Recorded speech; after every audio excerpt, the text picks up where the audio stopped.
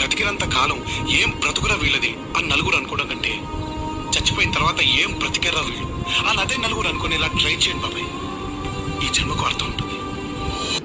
ఒక్కటి మాత్రం ఖచ్చితంగా చెప్పగలుగుతాను, బ్రతికినంత కాలం ఏం బ్రతుకురా వీళ్ళది అని నలుగురు అనుకోవడం కంటే చచ్చిపోయిన తర్వాత ఏం బ్రతికారా వీళ్ళు అని అదే నలుగురు అనుకునేలా ట్రై చేయండి బాబాయ్. ఈ జన్మకు అర్థం ఉంటుంది. ఒక్కటి మాత్రం ఖచ్చితంగా చెప్పగలుగుతాను, బ్రతికినంత కాలం ఏం బ్రతుకురా వీళ్ళది అని నలుగురు అనుకోవడం కంటే చచ్చిపోయిన తర్వాత ఏం బ్రతికారా వీళ్ళు అని అదే నలుగురు అనుకునేలా ట్రై చేయండి బాబాయ్. ఈ జన్మకు అర్థం ఉంటుంది. ఒక్కటి మాత్రం ఖచ్చితంగా చెప్పగలుగుతాను, బ్రతికినంత కాలం ఏం బ్రతుకురా వీళ్ళది అని నలుగురు అనుకోవడం కంటే చచ్చిపోయిన తర్వాత ఏం బ్రతికారా వీళ్ళు అని అదే నలుగురు అనుకునేలా ట్రై చేయండి బాబాయ్. ఈ జన్మకు అర్థం ఉంటుంది. ఒక్కటి మాత్రం ఖచ్చితంగా చెప్పగలుగుతాను, బ్రతికినంత కాలం ఏం బ్రతుకురా వీళ్ళ